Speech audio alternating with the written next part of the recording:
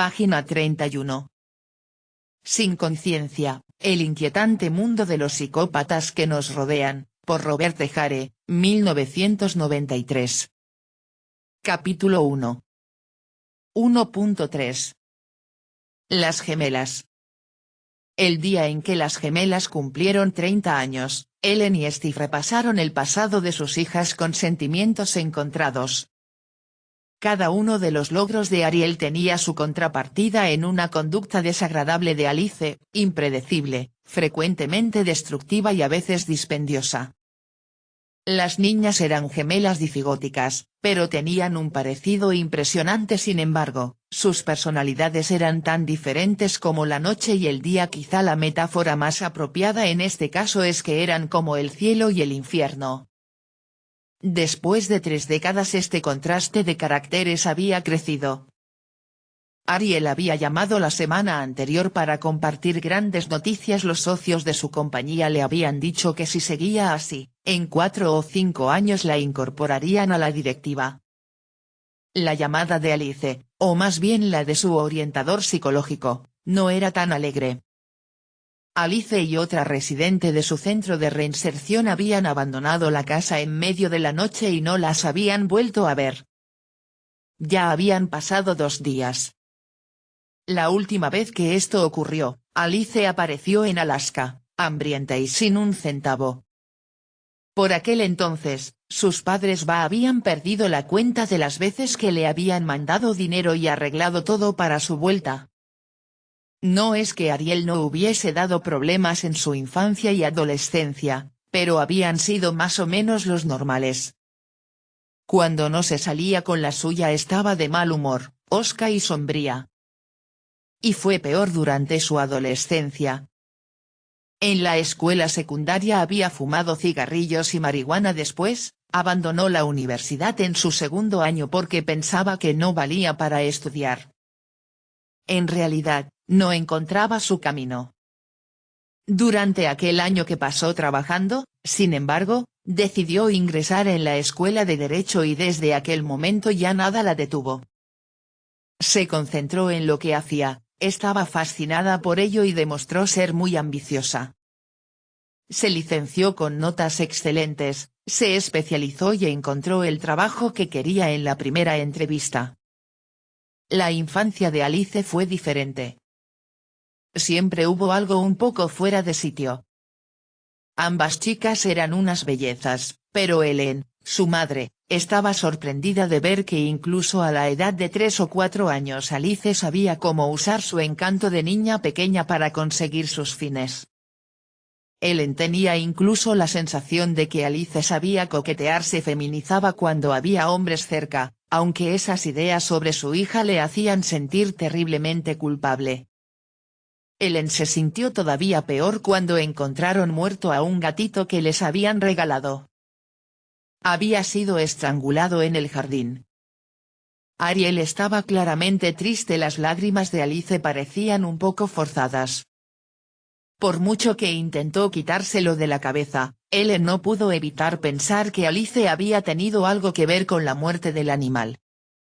Las hermanas se peleaban como cualquier otro par de niños, pero, de nuevo, algo estaba fuera de sitio en la manera en que las gemelas acometían sus discusiones. Ariel estaba siempre a la defensiva. Alice era siempre la agresora y parecía experimentar cierto placer arruinando las cosas de su hermana.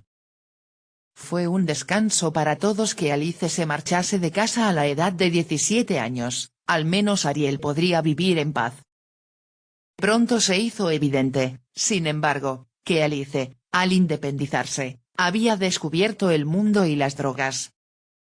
Ahora no solo era impredecible, impulsiva y capaz de había convertido en una adicta y hacía cualquier cosa para mantener su hábito, incluido el robo y la prostitución. Los tratamientos $10,000 por 3 semanas en una costosa clínica de New Hampshire, y las fianzas se convirtieron en una continua sangría para Ellen y Steve. Me alegro de que alguien en esta familia vaya a ser solvente, dijo Steve cuando oyó las nuevas de Ariel.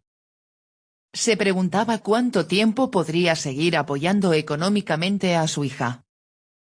De hecho, había estado reconsiderando seriamente si debía sacarla siempre de la cárcel o no.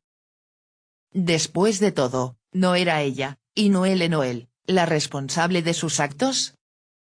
Ellen era categórica al respecto, ninguna de sus hijas iba a pasar ni una noche en la cárcel. Alice ya había pasado bastantes, pero Ellen prefería obviarlo, mientras ella estuviese viva y tuviese dinero para pagar la fianza. Se convirtió en una cuestión de responsabilidad. Ellen creía que ella y Steve habían fallado en algo en la educación de Alice, aunque en 30 años de autoanálisis no pudo identificar cuál había sido el error. Quizás era algo subconsciente, quizá no se había alegrado lo suficiente cuando el médico le dijo que iba a tener gemelos. Podía ser que hubiese despreciado a Alice sin darse cuenta, pues era más fuerte que Ariel al nacer.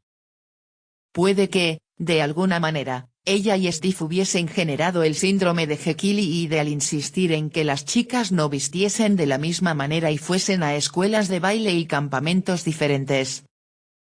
Quizás esto, quizá lo otro. Pero Ellen dudaba. ¿No cometen errores todos los padres? ¿Acaso no todos los padres muestran, sin darse cuenta, preferencias hacia un hijo, aunque solo sea temporalmente? ¿Acaso no todos los padres se implican, y disfrutan, en el devenir de la vida de sus hijos? Sí, desde luego, pero no todos los padres se tienen que enfrentar con una Alice. Durante toda la infancia de las niñas, Ellen intentó descubrir por qué su Alice se comportaba de esa manera.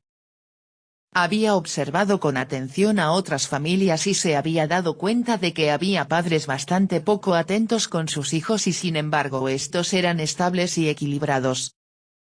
Desde luego, sabía que los padres abiertamente abusivos daban lugar a hijos trastornados, pero Ellen estaba segura de que ellos no pertenecían a esa categoría.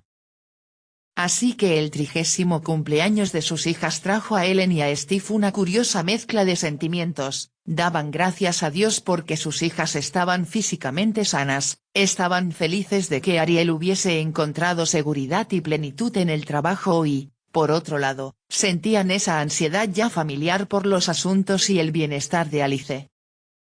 Pero quizás el sentimiento más marcado que tuvieron aquella noche, al brindar por sus hijas ausentes, era que, después de tanto tiempo, nada había cambiado.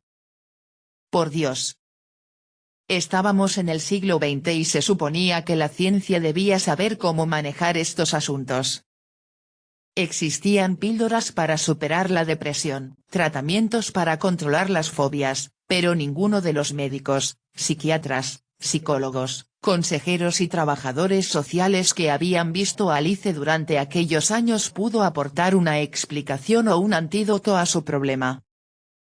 Nadie sabía a ciencia cierta si estaba mentalmente enferma. Después de 30 años, Ellen y Steve se miraban a los ojos y se preguntaban tristemente, ¿está loca? ¿O simplemente es mala? Página 34.